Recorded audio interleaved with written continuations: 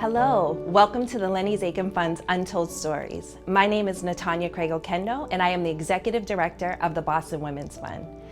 I am honored to have been invited by Eric Estevez, Executive Director of the Lenny Zakin Fund, to serve as the host of this inaugural event. The theme of this year's Untold Stories is talking about a social justice revolution, which in many respects sums up the times in which we are living and our response. As concerned members of the community, to issues that are affecting the underserved, the underrepresented, criminal justice reform, voting rights suppression, transgender rights, just to name a few. The stories you will hear touch upon some of these issues as told from the first-person perspective of a young peer leader, 2 nonprofit executive directors, and a United States Congresswoman, all of whom in their own way are working to achieve social, economic, and racial justice for people in their communities. And so as the host of the Untold Stories, I invite you to listen and be inspired, as that is a key part of the Lenny Zakin Fund's mission, to listen to those most impacted by inequity and provide the funding, essential resources, and support they need to create lasting change. Our first storyteller is Treyandre Valentine, Executive Director of the Massachusetts Transgender Political Coalition, which works to ensure the well-being, safety, and lived equality of all trans, non-binary, and gender-expansive community members in Massachusetts. Treyandre identifies as a queer, transgender, indigenous, Caribbean Indian, and Black immigrant with South Asian roots from the Republic of Trinidad and Tobago. LZF and Boston Women's Fund both have the honor of partnering with this incredible leader, teacher, and human. It is my honor to introduce you all to Treyandre Valentine.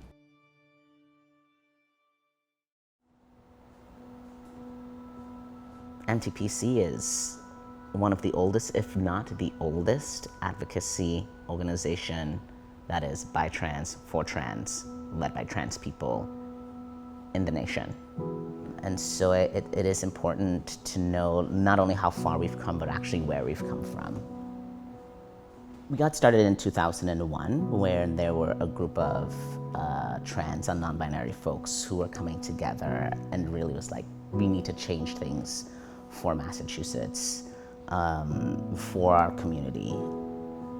What was happening was that we were passing small city and town ordinances.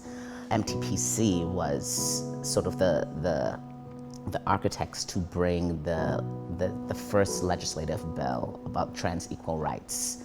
And it was not until 2011 did that bill pass. It went through many different iterations. It was stalled, but you could still discriminate against a trans person in public places like healthcare facilities, gyms, restaurants, locker rooms. And after that, when it was signed into law, there was enough opposition for it to be put back on the ballot, on the 2018 ballot, November ballot. And we knew that if this law was repealed, the potential for all the other laws that protected trans people were definitely in danger. So we needed to secure this, and then ensued the Yes on 3 campaign, which was co-chaired by MTPC as well as Freedom for All Americans. And so we became Freedom for All Massachusetts. I feel like I am a broken record when I say this, like the laws only go so far, right? Laws and policy only go so far. It's really about a culture shift, making that connection as just a human being, right? Where we're wanting the same things, to be seen, to be valued. We start to see each other for who we are and not who we think the other person is or what society tells us about that person. I mean, I would say that the trans community in Massachusetts is very large. It's probably about a little under 45,000 folks. And when I came on as executive director in 2019, one of the things that was really important to do was a needs assessment of the community. People are struggling. trans people, especially people of color, especially trans feminine folks, especially people who are disabled. I mean, people are still homeless and hungry and unemployed and underemployed. Also, trans people aren't always leading sad, depressing lives, right? There are lots of successful trans people who are politicians, doctors, lawyers, parents. The homework is looking at the places in which you have power and privilege. Because we hold so many different identities, right? In terms of race, gender, religion, body size, the skin tone, our education, our language. So there is a lot of work to be done. So many employers are like, we want to hire a trans person. And that is fantastic. However, are you actually prepared? I have seen how there has been a lack of investment in people, in trans people. Things to do to advance in your career, really build up their leadership while at the same time working with employers like MTPC does to train them, to support them while they are developing their policies, the culture within their company to be supportive employers. And so hopefully that will be a bridge. My dream for a trans community in the future, we just see each other as people and for who we are, right? For our character. I have hope and belief because I have a vision, have a goal, have something to strive towards, to reach for, to build with others, and that is exciting.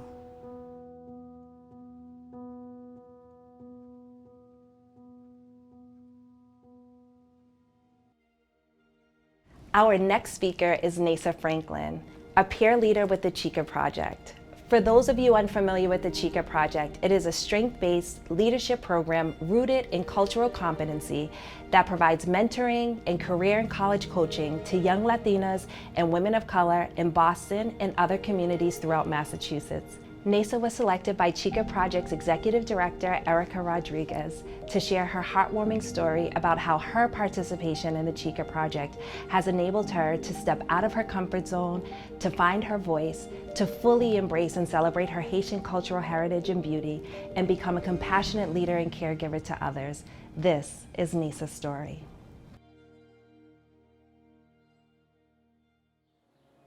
Hi, my name is Nasa Danielle Franklin, and I am a peer leader at the Chica Project. My whole childhood, I don't remember how my hair was. It seemed real soft.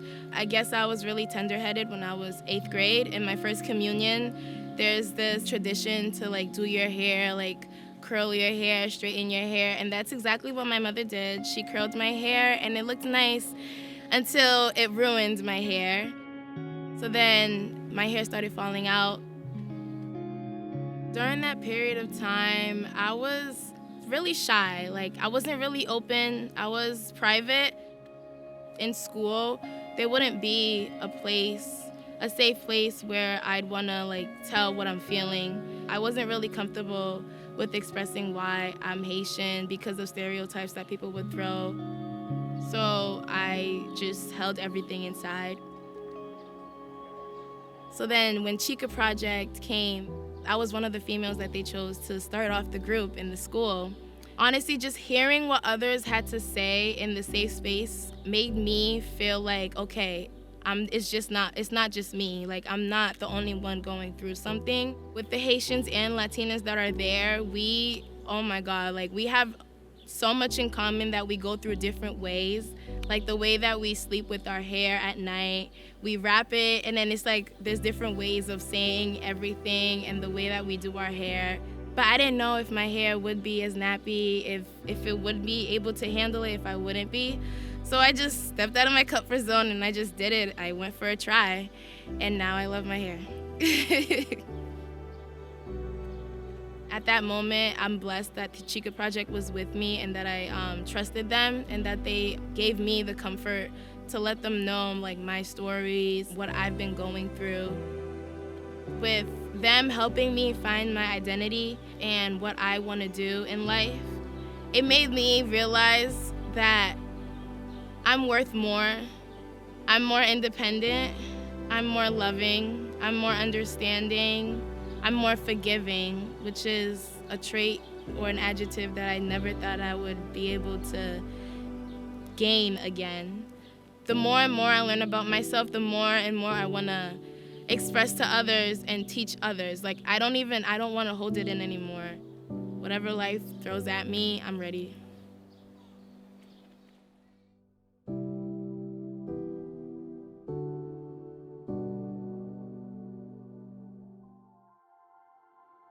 And now prepare to be entertained and moved by the rich, vibrant music of Keovani, an Afro-Latina singer, songwriter, and rapper from Boston. Keovani's music represents a hybrid Spanglish generation. She seamlessly fuses the colorful sounds and movements from her Afro-Dominican upbringing, as well as the wise Black artists who raised her across several music genres. Keovani's first shared body of work, Tres, released in January 2020, is a fusion of Latin, jazz, R&B, and hip-hop music. Tonight, we will be treated to 3 musical performances by Keovani and her band. We know you will like what you hear and encourage you to download her music on various streaming platforms, including Apple Music and Spotify.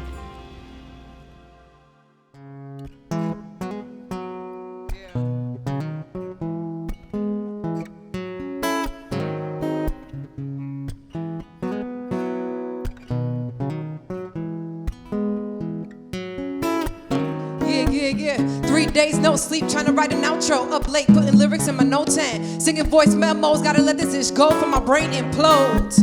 I be afraid to be too honest, but I don't know other options. Know the youth watch me, basing my voice tone like mommy. I know wherever I go, she got me. International show, he spot me. International flow, come find me. Geese que llana, shout out to the motherland. Taino culture, proud to be Dominican. First language is Espanol. If you wonder why I'm slick with the tongue, be rolling my R's everywhere that they don't belong. When the tata comes on, then you know we gone. Oh, yo no sé, no, I don't know. Oh, yo no sé, no, why you chose me. Oh, no sé por qué. No, I don't know why you chose me. Hey, yo no sé, I don't know why you chose me. Yo no sé, I don't know why you chose me. Yo no sé, I don't know why you chose me. Yo no sé, I don't know why you chose me. Check it out, yeah. Hey, I'm me so brown. We always get in trouble cause we so loud. Executing this music with the people I grew with. Got my team hustling my sound, and I seize my pain to hit the stage and entertain. Try to save face till I'm backstage, using my lyrics to rage, provoking the change, taking the risk cause it's calling my name. They say new levels, new devils. Me and Mikey fighting them off like we vessels. Far from perfect, and we know we're bold and purpose, and we show it, so he keeps blessing me. Death grip on my peace, keep my sanity. Ain't nobody stressing me. Stand firm even when the world is testing me. Got the song on my wrist, that ain't getting me, no. Oh, yo no sé, no, I don't know. Oh, yo no sé, no, why you chose me. Oh, no sé por qué. No, I don't know why you chose me. Hey, yo no sé, I don't know why you chose me. Yo no sé, I don't know why you chose me. Yo no sé, I don't know why you chose me. Yo no sé, I don't know why you chose me. One more time. Yo no sé, I don't know why you chose me. Yo no sé, I don't know why you chose me. Yo no sé, I don't know why you chose me. don't know, say, he don't know, say, I don't know why he chose me, but I'll go where you want me to go.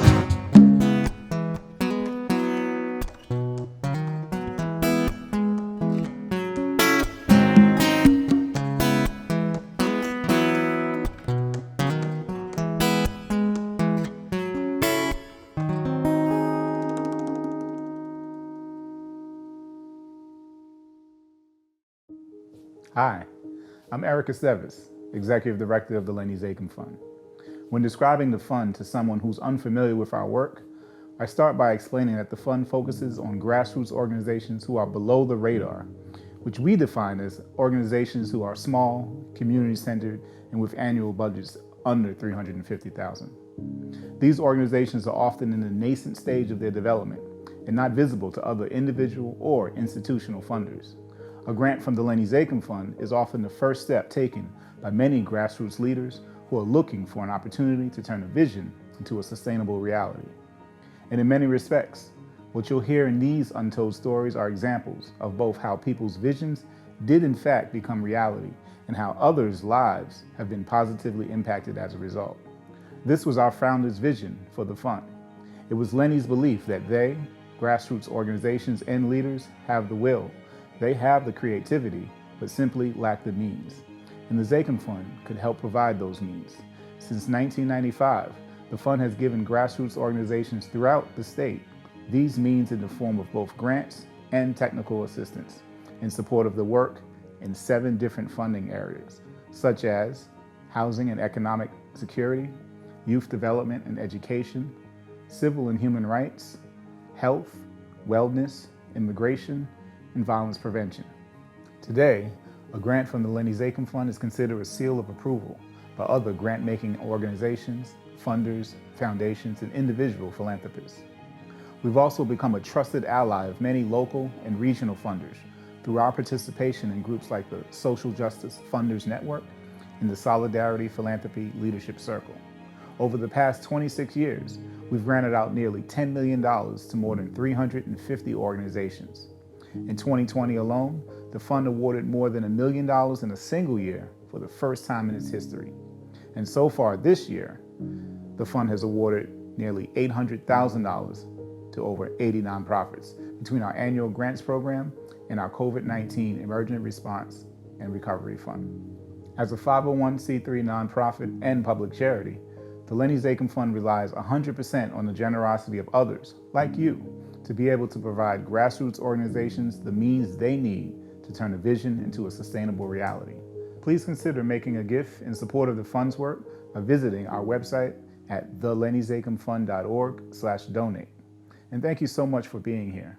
In fact, I'd be remiss if I didn't thank each of our individual and organizational sponsors of this event. Untold Stories could not have happened without you. So thank you so much for your support. Thank you, Eric. Now on to our next guest speaker. If you attended LZF's virtual 25th anniversary celebration last November and stayed for the informal meet and greet that followed, you may recall hearing Armand Coleman share a little bit of his incredible story. While we are fortunate that Armand has kindly agreed to share a fuller version of his as part of Untold Stories. For those who don't know Armand, he is the executive director of the Transformational Prison Project, which he helped co-found while serving a life sentence at MCI Norfolk Prison. Transformational Prison Project was birthed from the experiences of Armand and a small group of his fellow inmates who were also serving life sentences. It was during their exploration of the meaning of restorative justice that they found it to be healing and transformational process and believed that other incarcerated men and women could benefit. This is Armand's story.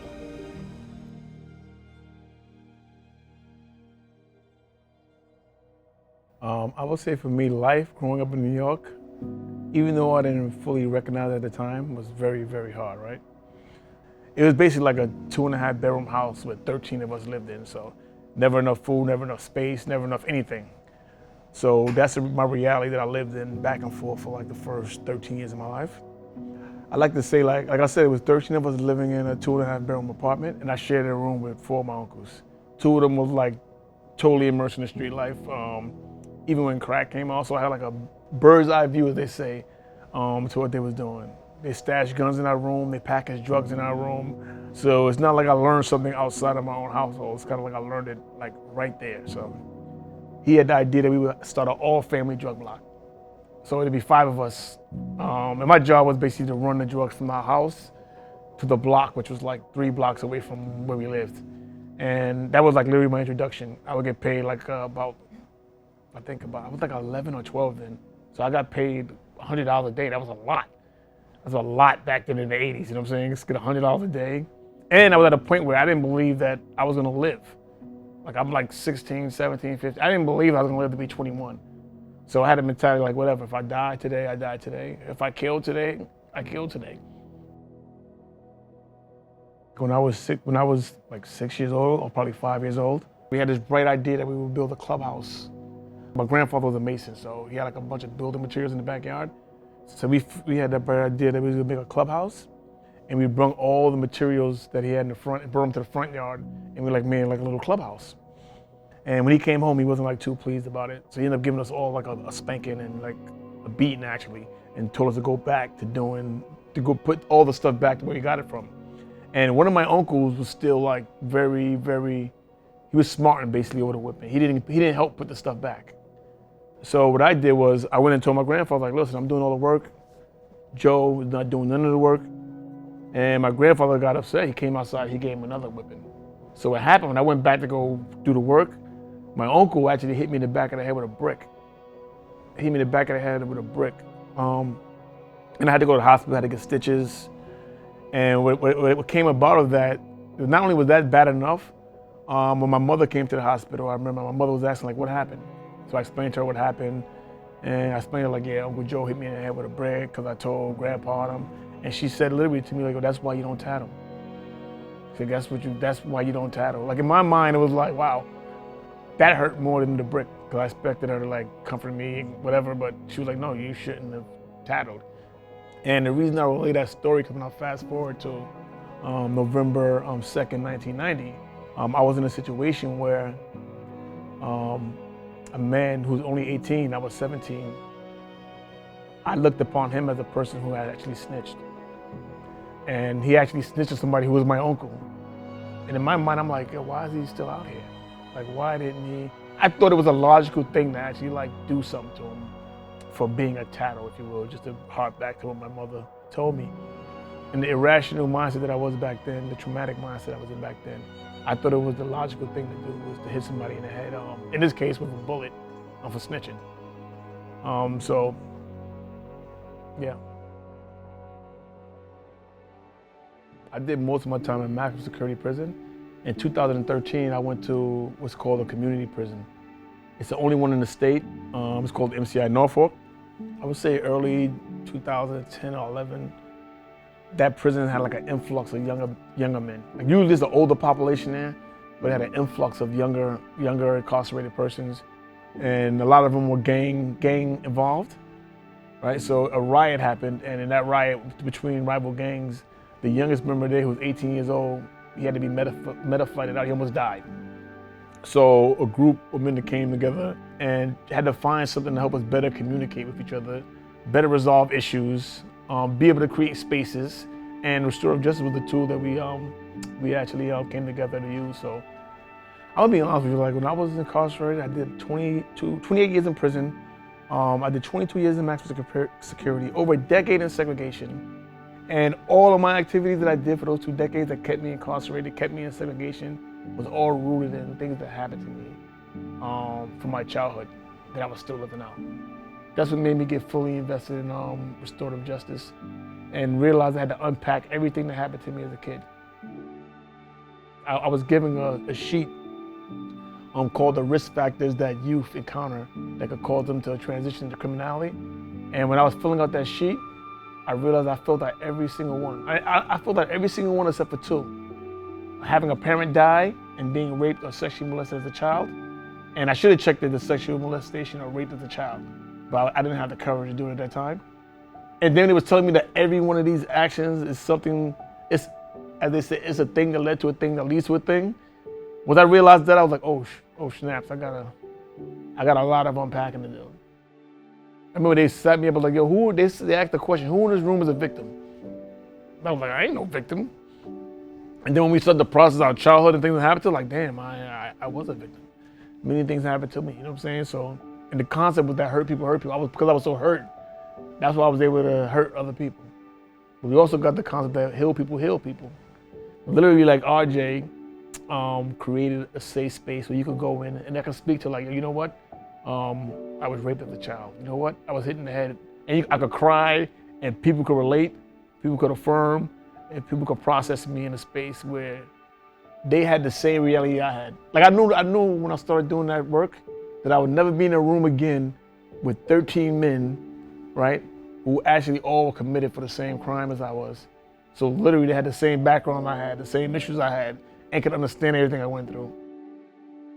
Our work was so successful that a fundraising campaign happened, and our external work was led by somebody by the name of Dr. Karen Lachinsky, and she was the one who actually started the process of causing a nonprofit to blossom from it. And that's how the Transformation of Prison Project came into existence.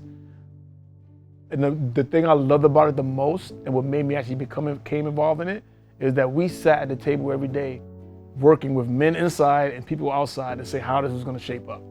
And that in due time, when we come out, we was going to be the ones to transition into leadership. There's 4 people on our staff now. 2 of whom were serving a life sentence. One was serving a life sentence for killing a cop. I was serving a life sentence for killing somebody that was 18 years old. And the other 2 men had hefty life sentences, so none of us was supposed to be out at this time. And we got out when we did get out, and we all transitioned into leadership successfully. So that was the mission, like to create something that could allow us to come out here and try to recreate what we did on the inside, internally, externally. And that was my motto always inside. Like if we could do it in there, we could do it out here. Like when I was inside, we started the restorative justice group in collaboration with something. We started something called the Youthful Offender Group, which we actually administer restorative justice services to anybody that was convicted of a crime under the age of 18. Because we realized that demographic is different from the adult demographic that's incarcerated. They never lived a day of their life as an adult. Think about it, when I came home from prison, I never had a driver's license, I never paid in the bill, I never was in an adult relationship, I never possessed the ID, none of that. I already know the hurdles of transitioning as a youthful offender. I wanted to create something where they could come in and they could actually have a place that knows their unique needs and be able to actually help them navigate them. And the goal is to change the narrative of the justice system. And that's one of the goals that we've been trying to do, like get totally and fully embedded in working with law students. We do it with Northeastern School of Law, we do it with Harvard School of Law, and we do it with Columbia. I just want to replicate the success that we did inside, outside. I think it's possible.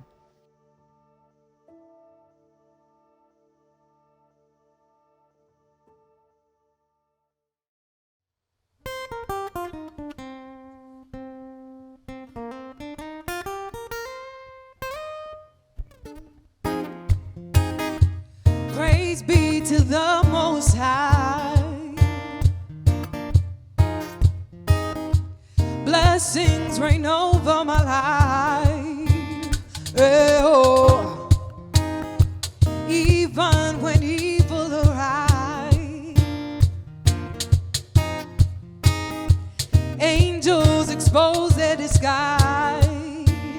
Oh, so when you doubt that love is alive, just open your mouth and cry out to the sky like yo, yo, yo. Well, yo, yo, yo, yo, yo, yo, yo. Well, yo, yo, yo, yo, yo, yo.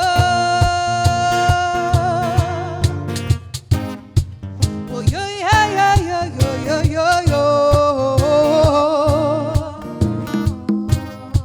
Well, yo, yo, yo, yo, yo, yo. Step into your power. Step into your power. Don't you know that we can rebuild the nation, yeah. Step into your fire.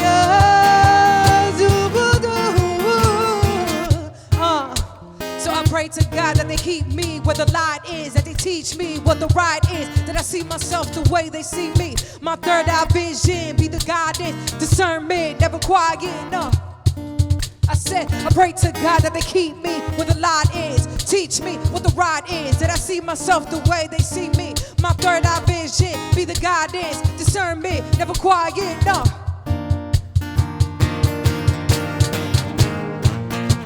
Step into your power. Step into your power.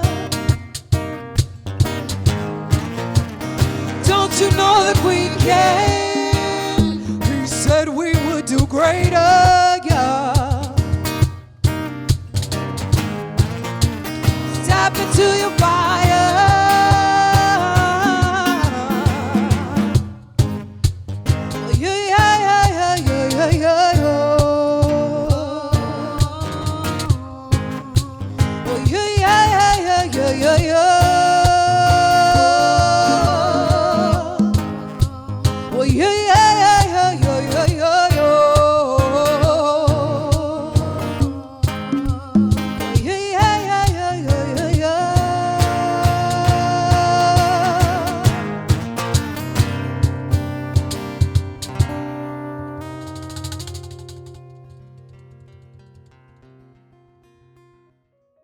And now for our featured storyteller, Representative Ayanna Pressley. Ayanna is a force to be reckoned with. She is the first woman of color to be elected to the Boston City Council in its 100-year history, and the first woman of color to be elected to represent the Commonwealth of Massachusetts in the U.S. House of Representatives. And in nearly 3 years, she has served in the United States Congress. Ayanna has made a name for herself on the national stage, and yet she remains humble and grounded, keeping the people of her adopted home city of Boston and the 7th Congressional District the central focus of her work.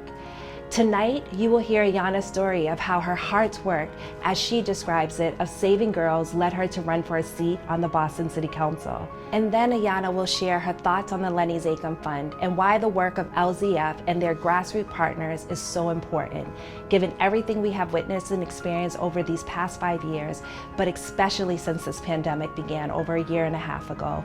She will reflect on what gives her hope for LZF's work despite the odds. It is my sincere honor to introduce Congresswoman Pressley.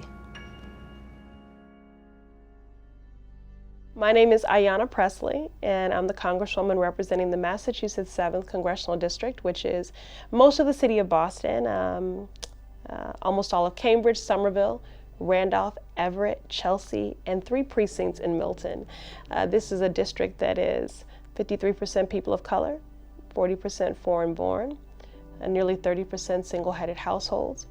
It is a vibrant, diverse, and dynamic district, and one of the most unequal in our country. We're in a 3-mile radius from Cambridge, home to Harvard and MIT, to Roxbury, the blackest part of my district. Life expectancy drops by 30 years, and median household income by $50,000. And these inequities and disparate outcomes and racial injustices have persisted for a long time. I would argue that none of them are naturally occurring. I think they are the consequence of what I would characterize as policy violence, under-resourcing of community. And so I say all that to say that there's great hardship and struggle here, but also brilliance and innovation. And we need organizations like the Lenny Zakem Fund supports to harness that innovation and that brilliance, and to help us in doing the deep work necessary to root out these systemic inequities and disparities.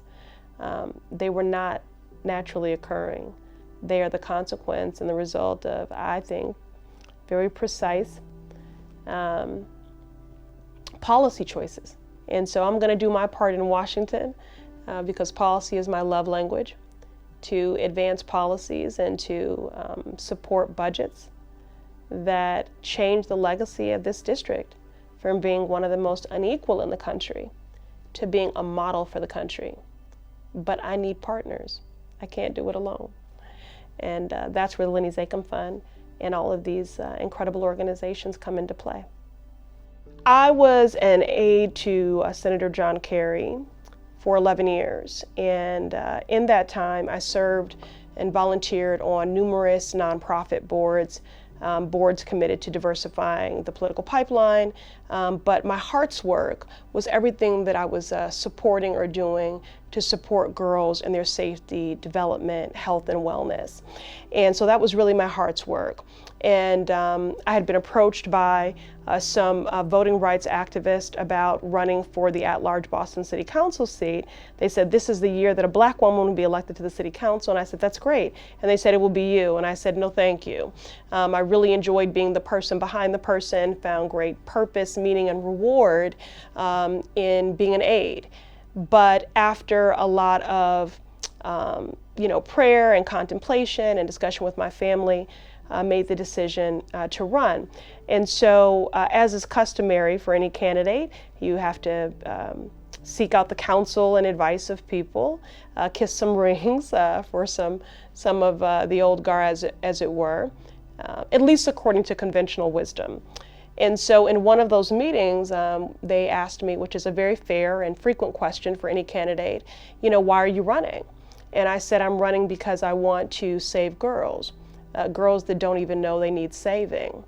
And their response was, then go run a nonprofit, because saving girls is not the work of municipal government.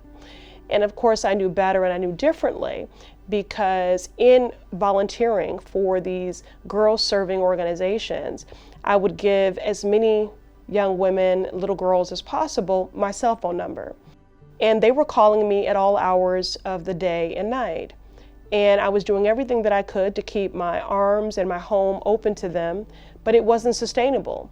And they were calling me about everything from, I've just come out to my family and they kicked me out, can I stay with you? I have a family member who is not respecting personal boundaries and is making me feel uncomfortable. I know you're a survivor of abuse, can you help me? I think I'm pregnant, can I take a test at your home? Through these conversations, it became clear that we were failing girls systemically, that these were not anomalies. And so I stuck true to my compelling to run based on a desire to be of service to girls and to champion gender-specific and responsive programming and policies. Now, just to speak to the power of that representation and that leadership parity when it comes to race and gender, because it does surprise a lot of people that a city that is known for its progressive, bona fides, as it were, would never have had a woman of color serving on the Boston City Council. It took 100 years to break that concrete ceiling, and 230 years now that I'm the first person of color and woman to serve, black woman to serve in our congressional delegation. That took 230 years. And oftentimes people will lobby charges of identity politics against women and candidates of color, but representation matters, and here's why. You need a diversity of perspective, opinion, and thought around the policy and decision-making tables within the corridors of power. It's not for contrived moments of kumbaya. It's not so that we can say how progressive we are and pat ourselves on the back. It's because of how it shows up in our policies and in our budgets. Our very first budget cycle, when I was a freshman member of the Boston City Council doing my first term, every city department and agency that came before me, I asked them, what are you doing for the girls? And their responses were barely monosyllabic. But by the second budget cycle, they were showing up with cross-tab, multicolored binders because they knew someone would call the question. And that is my untold story, is this meeting that I had with a leader in the community who said, saving girls is not the business of municipal government. And I set out to prove them wrong, and we did, decisively so. Certainly my 3 years in Congress have been unprecedented in many ways, and I'm often asked if I'm growing apathetic or cynical about being in Washington, and my response is always the same. I don't have the luxury. And moreover, it is really an honor to be a steward of democracy at such an inflection point for our country. But during these unprecedented challenges of the last year, the other reason why I have not become apathetic or cynical, although sometimes weary, is because of the strength of community and the collective care and the mutual aid that has emerged and the ways in which people have leaned in. I know our challenges are great and it can be overwhelming and daunting to think about what can I do, because everything is important and it's all so big and it feels so abstract. But supporting the Lenny's Acom Fund and these organizations, it feels personal, it feels tangible, it feels real and meaningful. I'm a woman of deep faith, and one of my sort of spiritual guides is Reverend Barber. He heads up the Poor People's Campaign, and he was talking about how, and everyone keeps using the word that we're in the midst of a reckoning, and he said, well, if that's true, if we're really in the midst of a reckoning, then what that reckoning demands of us is a reconstruction, a third reconstruction. And so the organizations that the Lenny's Acom Fund supports, I see them as community builders in that reconstruction. The people give me hope, community gives me hope. There are lessons learned from this pandemic, which I hope we will never lose sight of. And again, that is that we are one human family and our destinies are tied.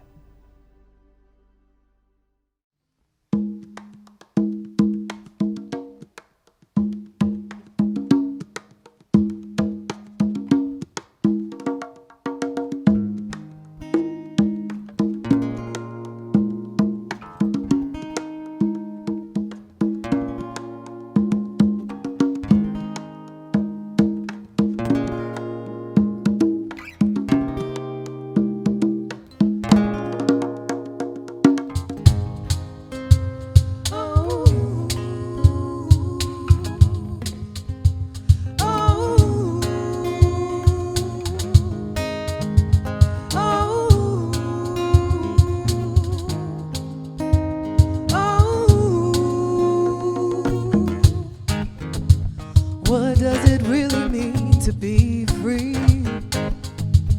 What does it really mean to be free? What does it really mean? Really mean? What does it really mean to be free? Free to sing, free to dance, free to love, free to be. Free to sing, free to dance, free to love, free to be. Free to sing, free to dance, free to love, free to be. Free to be me, free to be. What does it really mean to be free? What does it really mean to be free? What does it really mean, really mean? What does it really mean to be free? Free to sing, free to dance, free to love, free to be. Free to sing, free to dance, free to love, free to be. Free to sing, free to dance, free to love, free to be. Free to be. Free to be. Oh, beyond gongas.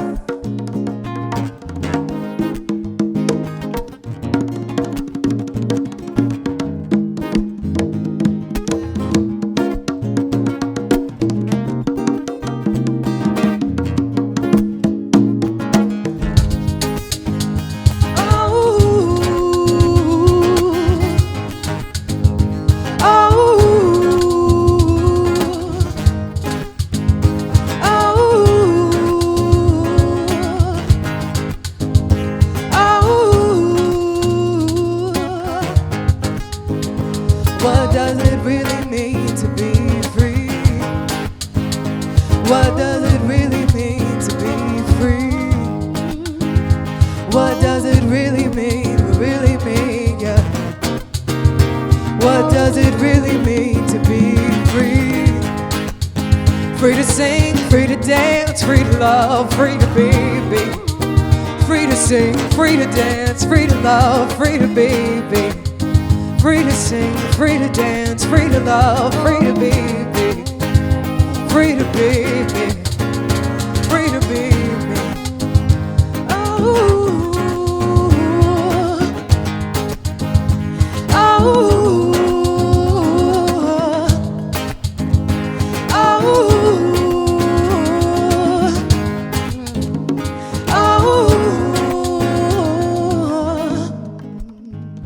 what does it really mean to be free? What does it really mean to be free?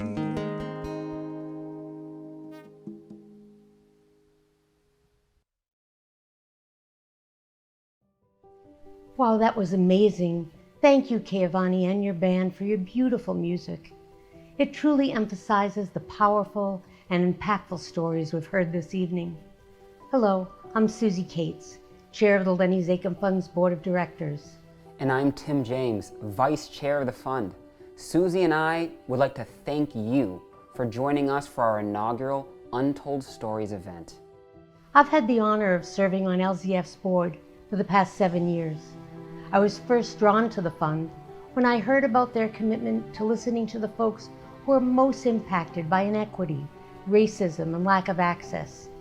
It's always inspired me that Lenny knew that's where the creativity, determination, and best solutions would be found. I came to realize that if I wanted to be a part of creating change, I would be most effective if I too kept listening and learning and helped to support these efforts. And as the incoming chair of the board, I'm inspired by the incredible stories of perseverance and dedication that have led to lasting change in our communities. If you take one thing away from hearing these stories, we hope it's what our founder Lenny once said, that we have the power to change things. It doesn't take much to start a revolution of thought and spirit. It takes one person. And then another. And when it works, it's a work of art.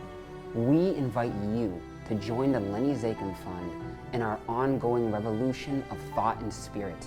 Together with our grassroots nonprofit partners, we have the ability to make a beautiful work of art to advance social, economic, and racial justice for everyone throughout Eastern Massachusetts.